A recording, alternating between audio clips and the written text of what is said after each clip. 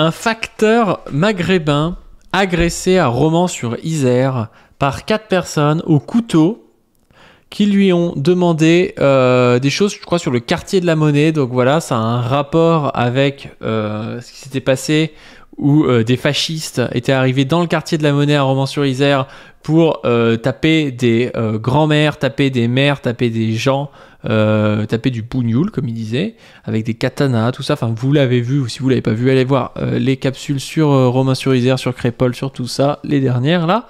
On va voir tout ça. Vous avez par exemple Raphaël Arnaud de la Jeune Garde qui nous dit ça: agression raciste au couteau sur un facteur à Romans-sur-Isère.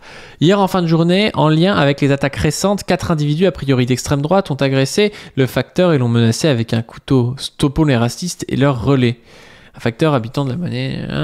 On va lire l'article. Il y a Tajmat qui nous en parle aussi. Donc ils ont tenu des propos à l'encontre des habitants du quartier de la Monnaie et donc ça montre que ça a un rapport avec l'agression de Crépol. C'est le Dauphiné Libéré qui sort ça. Un facteur habitant du quartier de la Monnaie et d'origine maghrébine agressé en rentrant de sa tournée. Le commissariat de police de Romans-sur-Isère ici. Les faits se sont déroulés ce mercredi 29 novembre vers 16h selon le Dauphiné Libéré. Un facteur aurait été agressé par un groupe d'au moins 4 individus en rentrant au centre de tri de la Poste situé rue Joseph Mounier, à proximité du quartier de la Monnaie à Romans-sur-Isère. Selon un proche de la victime, ce salarié de l'entreprise postale, âgé d'une vingtaine d'années, aurait été menacé avec un couteau. Des propos à l'adresse des habitants de la Monnaie, dont le facteur est originaire, auraient été également prononcés par ses agresseurs. Très choqués, la victime a été prise en charge par la direction du site. Toujours selon nos sources, une plainte aurait été déposée au commissariat de Romans-sur-Isère ce soir. Et ça montre quoi? Ça montre que les conneries de l'extrême droite à la télé, sur internet, dans les médias, dans les journaux, eh ben, ça a des conséquences dans la vie réelle des gens.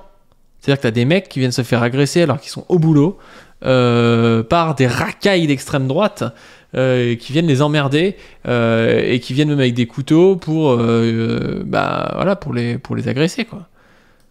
C'est la folie. Enfin, ça devient de plus en plus commun, ça, en France, et c'est pour ça que je vous mettrai là le tweet de Raphaël Arnaud, mais c'est pour ça que l'antifascisme devient une nécessité, en fait.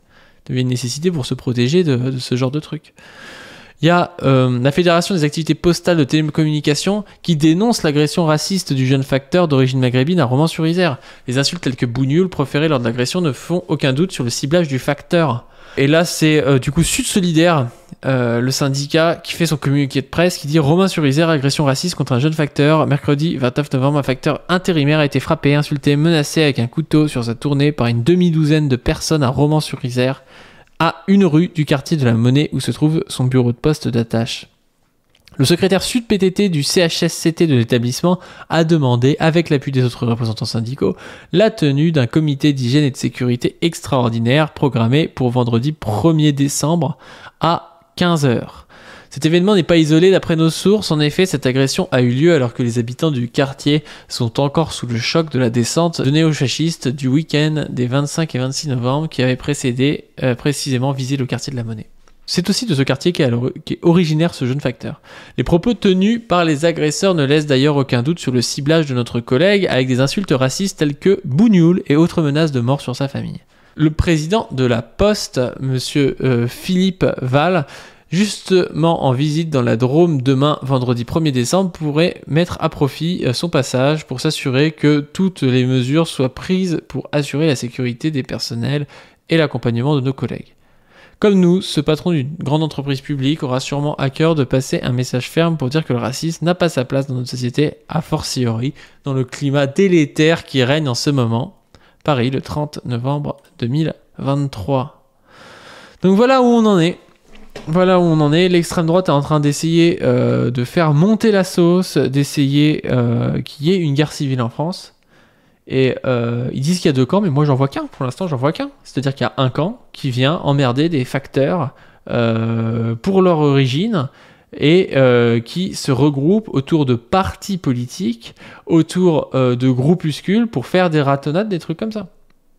Alors ça veut pas dire, on en avait déjà parlé, à Crépol, il y avait l'agression de Thomas, le meurtre de Thomas, où il y avait des insultes contre des blancs, mais jusqu'à preuve du contraire, il n'y a pas la moitié des médias et et 40% du champ politique qui les soutiennent. C'est-à-dire que tout le monde condamne ce truc-là. Par contre, il y a vraiment un camp en France qui ne condamne pas quand c'est des blancs qui viennent agresser des bougnoules et qui sont même contents, quoi. Et ça, ça crée dans la vraie vie des choses comme ça.